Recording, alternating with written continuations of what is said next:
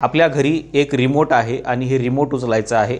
आपली टीव्ही चालू करायची आहे आणि हा व्हिडिओ बघत बघत टीव्हीवरचे सगळे चॅनल सर्च करायचे आहेत की नेमकं कुठल्या चॅनलवरती काय सुरू आहे. तुम्ही हे सगळे चॅनल सर्च केल्यानंतर तुमच्या असं लक्षामध्ये येईल की या चॅनलवरती कुठे एखादा चित्रपट आहे, कुठे एखादं सिरियल आहे, तर कुठे धार्मिक कार्यक्रम आहेत. पण ते तुमच्या माझ्या धर्माशी संबंधित असलेले कार्यक्रम नाहीत. तर ते कोणत्या धर्माशी संबंधित आहेत हे तुम्हाला तपासायचं आहे. तुम्ही हे सगळं तपासल्यानंतर आपल्याला एक प्रश्न विचारायचा आहे की आपल्या आंबेडकरी चळवळीच्या संदर्भामधलं या चॅनलवरती नेमकं काय आहे आणि काय सुरू आहे. तुम्ही जर दिवसभर सर्च केलं, तुम्ही जर आठवडाभर सर्च केलं किंवा तुम्ही जर एक महिना सर्च केलं तर तुम्हाला असं दिसेल की महात्मा फुले, राजर्षी शाहू महाराज आणि डॉक्टर बाबासाहेब आंबेडकर यांच्या विचारांचं या टीव्ही चॅनल्सवरती काहीच नाही. आता दुसरं काम करूया. आपल्या हातामध्ये जो मोबाईल आहे तो मोबाईल घ्यायचा आहे आणि त्या मोबाईलवरती सर्च करायचं आहे की नेमकं या मोबाईलवरती काय सुरू आहे. तुम्ही जर याच्यावरती जरी सर्च केलं तरी तुम्हाला याच्यामध्ये महात्मा ज्योतिराव फुले, राजर्षी शाहू महाराज, डॉक्टर बाबासाहेब आंबेडकर किंवा छत्रपती शिवाजी महाराज यांच्या विचारांचं तुम्हाला या मोबाईलमध्ये काहीही सापडणार नाही. एक दोन पोस्ट कुठेतरी फेसबुकवरती लिहिलेल्या असतील ज्या डॉक्टर बाबासाहेब आंबेडकरांच्या जयंतीनिमित्त लिहिलेल्या आहेत, महात्मा ज्योतिराव फुले यांच्या जयंतीनिमित्त लिहिलेल्या आहेत, शाहू महाराजांच्या जयंतीनिमित्त तर कोणी काही लिहित नाही किंवा शिवाजी महाराजांच्या जयंतीबद्दल लिहिलेलं असेल. याच्या पलीकडे दुसरं काहीही तुम्हाला सापडणार नाही. आता आणखीन एक गोष्ट करूया की आपले जे शालेय अभ्यासक्रम आहेत किंवा जे महाविद्यालयीन अभ्यासक्रम आहेत त्या अभ्यासक्रमाची पुस्तकं काढून बघूया की नेमकं या पुस्तकामध्ये आपली चळवळ कुठे आहे. तुम्ही जर काढून बघितलं तर लक्षामध्ये येईल की महात्मा ज्योतिराव फुलेंचा परिचय करून देणारं एखादं प्रकरण तुम्हाला प्राथमिक शिक्षणामध्ये भेटेल. राजर्षी शाहू महाराजांच्या आरक्षणाबद्दल एखादा पॅरेग्राफ कुठेतरी सापडेल आणि डॉक्टर बाबासाहेब आंबेडकरांचा परिचय करून देणारी एखादी प्रकरणामधली एखादी कुठेतरी एक पॅरेग्राफ किंवा एखादी कविता तुम्हाला कुठेतरी सापडेल. हायर एज्युकेशनमध्ये तुम्हाला जास्त काही सापडणार नाही. कुठेतरी एखादा संदर्भ तुम्हाला त्यामध्ये वाचायला मिळेल. आता हे सगळं तपासल्यानंतर तुमच्या लक्षामध्ये येईल की आपण जी चळवळ चालवत आहोत त्या चळवळीचं कुठेच काहीच नाही आणि आपल्याला असं वाटतंय की फक्त आपण दररोज जय भीम म्हटलं पाहिजे आणि जय भीम म्हटलं की आमची चळवळ जिवंत राहू शकते. आता आपली चळवळ कुठे आहे हे जर सर्च केलं आपण तर आपली चळवळ आपल्याला दिसेल. ती म्हणजे डॉक्टर बाबासाहेब आंबेडकर यांनी लिहिलेल्या ग्रंथामध्ये किंवा त्यांच्यानंतर ज्या ज्या पिढ्यांनी डॉक्टर बाबासाहेब आंबेडकर यांच्यावरती लिहिलं, बोललं, वाचलं त्याच्यामध्ये ही चळवळ दडलेली आहे.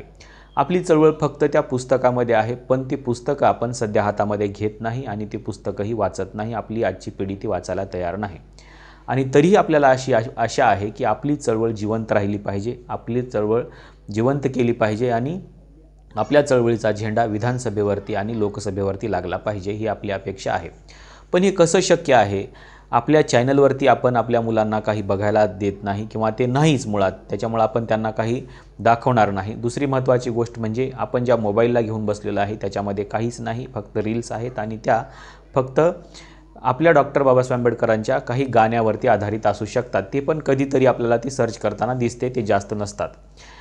हे सगळं बघितल्यानंतर आपल्याला लक्षात येते का की आपली चळवळ फक्त आणि फक्त पुस्तकामध्ये आहे, जी पुस्तकं कधीच आपण वाचायला तयार नाही आणि त्या पुस्तकावरची धूळ झाडायला देखील तयार नाही.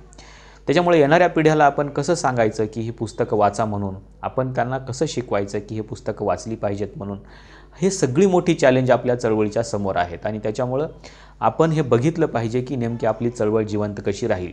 आपल्याला असं वाटतंय की दररोज जय भीम म्हटलं म्हणजे आमची चळवळ जिवंत राहील आणि 14 एप्रिलला डॉक्टर बाबासाहेब आंबेडकरांची जयंती साजरी केली म्हणजे चळवळ जिवंत राहील. आणि सगळ्यात महत्त्वाची गोष्ट म्हणजे आपल्याला असं वाटायला लागले की आपण जर डॉक्टर बाबासाहेब आंबेडकरांच्या गाण्यांचे कार्यक्रम ठेवले तर आपली चळवळ साधारणतः जिवंत राहू शकते. ही आपली अपेक्षा आहे. म्हणजे आपली चळवळ जिवंत करण्याचा प्रयत्न आपण कसा करतो आहे तर फक्त 14 एप्रिलला डॉक्टर बाबासाहेब आंबेडकरांची जयंती साजरी करणे, 6 डिसेंबरला महापरिनिर्वाण दिनानिमित्त अभिवादन करणे आणि दन गाण्याचा कार्यक्रम करणे, एवढ्यामुळं आपली चळवळ जिवंत राहू शकते का आणि जर चळवळ जिवंत ठेवायची असेल तर काय करावं लागेल याचा विचार आपल्याला आताच करावा लागणार आहे.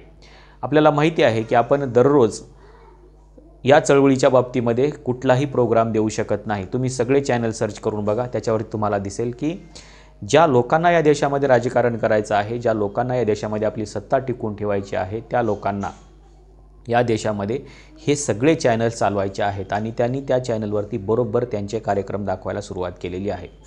तुम्हाला आठवत असेल की प्राचीन कालखंडामध्ये जेव्हा कधी ते रामायण महाभारत झालं नाही झालं हा विषय नाही, परंतु ते जिवंत ठेवण्याचं काम सध्या चॅनल करत आहेत. तुम्ही सर्च करा की अनेक चॅनल असे आहेत जे दररोज लोकांना त्यांचा धर्म सांगतात, त्यांच्या धर्माशी जोडून घेतात आणि त्याच धर्माचा उपयोग राजकारणासाठी करतात. निवडणुकीच्या काळामध्ये काही चित्रपट येतात. तुम्ही जर बघितलं असेल, धर्मवीर नावाचा चित्रपट विधानसभेच्या निवडणुकीपूर्वी आला, लोकसभेच्या निवडणुकीपूर्वी आला आणि या धर्मवीर चित्रपटाने महाराष्ट्रामध्ये नेमकं काय केलं. तुम्हाला कदाचित या धर्मवीर चित्रपटामधले काही डायलॉग आठवत असतील तर तुम्ही ते काढून बघा की नेमकं या चित्रपटामध्ये कशा पद्धतीचे डायलॉग वापरण्यात आलेले आहेत. आणि त्याच्यामुळं हे जे सगळं काही चालू आहे हे सगळं त्या राजकारणाच्या अवतीभोवती फिरतं आहे. पण आपली चळवळ मात्र राजकारणाच्या अवतीभोवती कधीही फिरत नाही. आपण विहार बांधून ठेवलेत, आपण त्या विहारामध्ये कधी जात नाही. आपण घरामध्ये पुस्तकं आणून ठेवलेत, ते पुस्तकं काढून कधी त्या मुवमेंटला कशा पद्धतीनं अप्लाय करता येईल हे बघत नाही. आणि आपली जी काही मुवमेंट आहे ती मुवमेंट आपण कशा पद्धतीनं चालवतो आहे हे जर तुम्ही बघितलं तर तुम्हाला हसू येण्याची शक्यता आहे. काही दिवसापूर्वी परभणीमध्ये बुद्ध जयंतीनिमित्त एक व्याख्यान होतं आणि या व्याख्यानाला 41 लोक उपस्थित होते. अर्थातच परभणी जिल्ह्याच्या एका मुख्य सभागृहामध्ये हे व्याख्यान होतं आणि तिथे फक्त 41 लोक उपस्थित होते. ही आपल्या चळवळीची दुर्दशा आहे. ही गोष्ट लक्षात घेतली पाहिजे आपण. अख्ख्या परभणीमध्ये जर बुद्ध धम्माच्या जयंतीसाठी म्हणजे गौतम बुद्धांच्या जयंतीसाठी 41 लोक जमा होत असतील तर बाकीच्यांनी धर्मांतर केले का ते परत आपापल्या धर्मामध्ये गेलेले आहेत हे तपासण्याची गरज आहे. पण आपण ती तपासत नाही. काही लोकांना या व्हिडिओबद्दल वाईट वाटू शकतं की नेमकं ही काय बडबड सुरू आहे, पण हे खरं आहे. आणि तुम्ही आपल्या आजूबाजूला बघा की नेमकं काय घडतं आहे. आपल्या चळवळीवरती प्रचंड मोठा खर्च होतो आहे, पण तो फक्त डीजेवरती खर्च होतो आहे. कालच्या जयंतीमध्ये एका खेडेगावामधल्या डीजेमध्ये म्हणजे तालुका स्तरावरती जो डीजे लावलेला होता त्या डीजेची रक्कम होती 4.5 लाख रुपये. आपण हा पैसा त्याच्यावरती खर्च करतो आहे आणि दुसरीकडे आपण सांगतोय की आमची चळवळच जिवंत राहत नाही. चळवळ जिवंत राहण्यासाठी आपण नेमकं काय करतोय हा प्रश्न आता स्वतःला विचारण्याची गरज आहे. आपण एखादं पुस्तक लिहितोय, पुस्तक वाचतोय का इतरांना पुस्तक भेट देतोय, पुस्तकाची चळवळ कुठे आहे. डॉक्टर बाबासाहेब आंबेडकरांची चळवळ ज्या पुस्तकामध्ये दडलेली आहे ती चळवळ पुस्तकाच्या बाहेर काढण्यासाठी आपण काही करतोय का. या सगळ्या प्रश्नांची उत्तर आपल्याला शोधावी लागणार आहेत आणि या सगळे प्रश्न अगोदर आपण स्वतःला विचारावे लागणार आहेत की आम्ही नेमकं काय करतो आहे, मी नेमकं काय करतो आहे. आपण जागृतीचा अग्नी तेवत ठेवा असं डॉक्टर बाबासाहेब आंबेडकरांनी सांगितलं होतं. त्याचं कारण असं होतं की जर तुमचा जागृतीचा अग्नी तेवत ठेवला तर तुमची चळवळ देखील तेवत राहते, जिवंत राहते. पण आपण जागृतीचा अग्नी विझलेला असताना आपण चळवळ जिवंत ठेवण्याचा प्रयत्न करतो आहे. त्याच्यामुळं स्वतःला प्रश्न विचारला पाहिजे की नेमकं आपली चळवळ कशी जिवंत राहू शकते. माझा आपल्या सगळ्यांना हा प्रश्न आहे आजच्या व्हिडिओमध्ये की नेमकं आपली चळवळ जिवंत ठेवण्यासाठी नेमका काय प्रोग्राम चळवळीला दिला पाहिजे हे मला कॉमेंट बॉक्समध्ये सांगा. त्याच्यावरती आपल्याला चर्चा करता येऊ शकते का आणि त्याच्यानुसार आपल्याला लोकांना जागृत करता येऊ शकतं का. तर आत्ताच विचार करा आणि व्हिडिओच्या कॉमेंट बॉक्समध्ये सांगा की नेमकं काय घडतंय आणि काय घडायला पाहिजे म्हणजे आपली चळवळ जिवंत राहू शकते. आजच्या व्हिडिओमध्ये आपण इथेच थांबूया. हा व्हिडिओ चळवळीतल्या प्रत्येक कार्यकर्त्यासोबत शेअर करायला विसरू नका. आजच्या व्हिडिओमध्ये आपण इथेच थांबूया. धन्यवाद. जय भीम.